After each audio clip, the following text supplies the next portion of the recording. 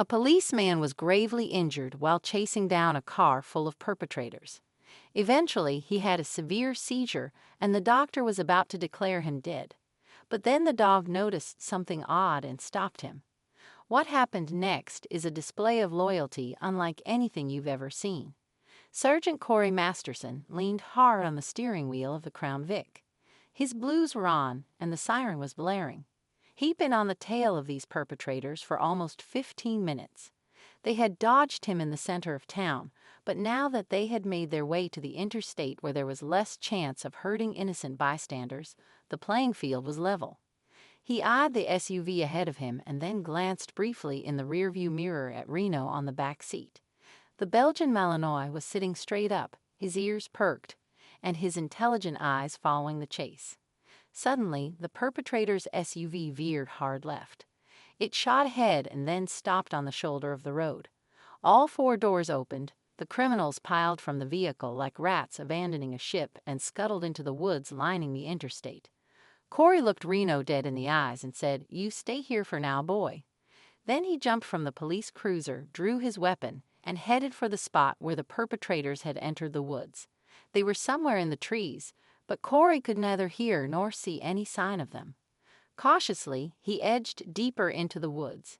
He crabbed sideways to cover every angle, his firearm raised and all his senses on high alert. When the blow came, his world suddenly turned into a slow-motion event.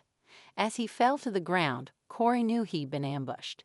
He understood that he'd been hit on the back of the head with something heavy, and that he was in the process of losing consciousness. The last thing Corey did before everything went black was activate the button that would open the car door and release Reno from the car. When the door opened, Reno shot into action like a streak of lightning. His nose told him exactly where to go. In the distance between the trees, he saw Corey motionless on the ground with a large man sitting on his stomach. The man had a huge knife in his hands, preparing to stab Corey. Reno doubled his pace and flew into the air. He tackled the criminal with his full body weight and momentum, sending the man flying. The criminal scrambled to his feet and swore under his breath, saying something about killing both Corey and Reno. Then he charged. In his one hand, he held the .2x4 he'd scooped up. In the other was the knife. Reno met him halfway, the dog tucked under a wild swing of the .2x4.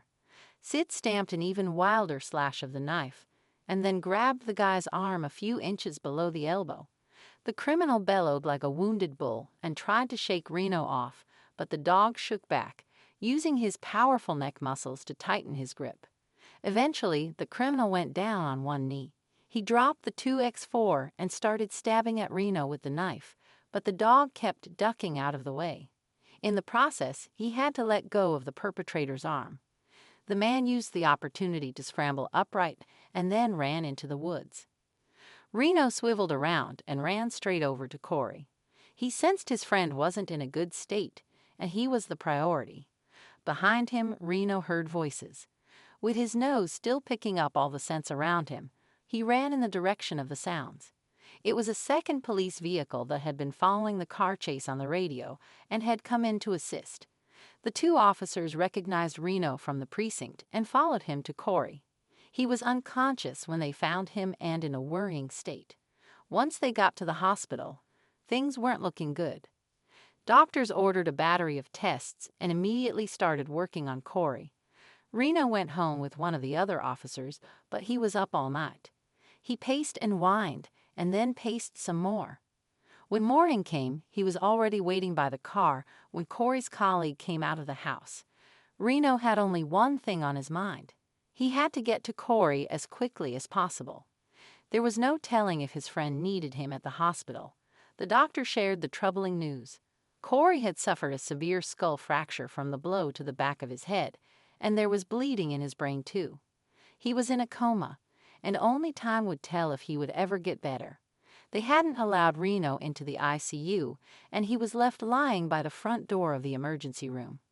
When Corey's fellow officer came out again, Reno looked around anxiously for Corey, but he was nowhere to be seen.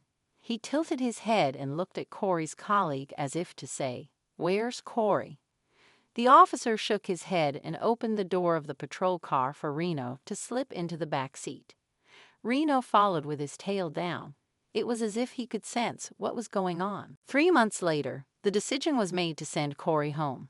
He was still in a coma, but everybody hoped being in familiar surroundings would help wake him up. Arrangements had been made for around-the-clock care, and the whole precinct was there to escort the ambulance to Corey and Reno's home.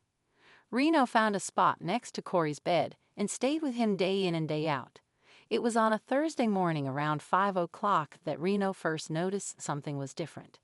The dog wasn't sure exactly what it was, but something was going on with Corey. He flew out of the room and scratched at the door where Corey's caregiver slept. She woke up from the commotion and shuffled after Reno to Corey's bedroom. The sight that greeted them brought tears to her eyes.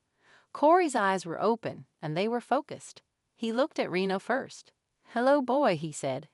His arm was weak, almost limp, but he held down an arm to stroke the dog's head. For the next few months, Corey's recovery was slow and arduous. He was struggling to walk.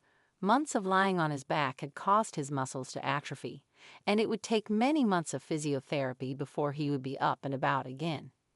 Then the unthinkable happened one night. Corey tried to get out of bed to go to the bathroom. Reno was immediately awake and ready to follow him, but the sensitive dog noticed something strange was happening. It wasn't necessarily a smell, and it certainly wasn't a sound. It was more like something in the air that set his senses on high alert. Reno tilted his head and looked carefully at Corey. His friend was on his feet now, but still very unstable. The next moment, Corey's face contorted into a pained expression. He clenched his jaw, and his eyes seemed to bulge out of his face. Reno streaked down the passage to the caregiver's bedroom. He scratched, barked, and snarled until he could hear movement inside the room, and then ran back down the hall to Corey's bedroom.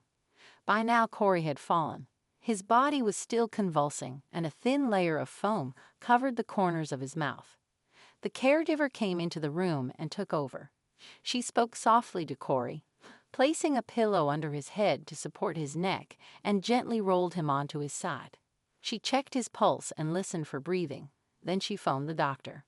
When the physician arrived, he examined Corey and then shook his head.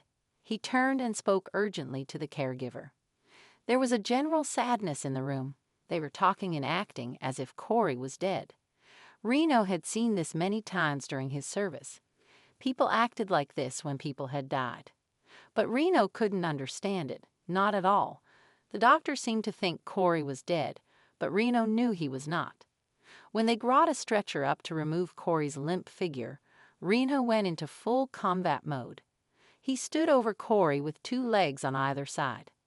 Then he pulled his lips back to expose his teeth, and he growled menacingly. Every time somebody tried to come closer, the growl turned into a snarl, and when they backed off, it settled into an ominous growl again. This went on for more than an hour. Then a second hour passed. The doctor had phoned the police department. He wanted them to send somebody over to pick up the dog so they could remove Corey's body. The captain himself arrived on the scene. When he saw Reno standing over Corey's lifeless shape, he looked down at his feet. He told the doctor this was not going to be as easy as it seemed. Corey and Reno had been comrades for 7 years. They had a virtually unbreakable bond. Reno watched all of this play out in front of him. Somehow, he had to get them to understand that they were wrong. Corey wasn't dead, he could feel it. The doctor told the captain that Corey had no heartbeat and wasn't breathing. No amount of CPR would bring him back now, but while he was speaking, Corey started coughing. Reno stood to the side, but still kept a beady eye on the doctor and the captain. The next morning, the doctor was on television telling the nation that he had witnessed a rarity called the Lazarus effect. Corey had seemed dead, but it was just a result of a severe epileptic seizure, which had happened because of his head injury. It might have taken the doctor a cough to understand. The dog had known Corey was alive all along. Corey recovered with his faithful companion by his side. He knew Reno would always have his back.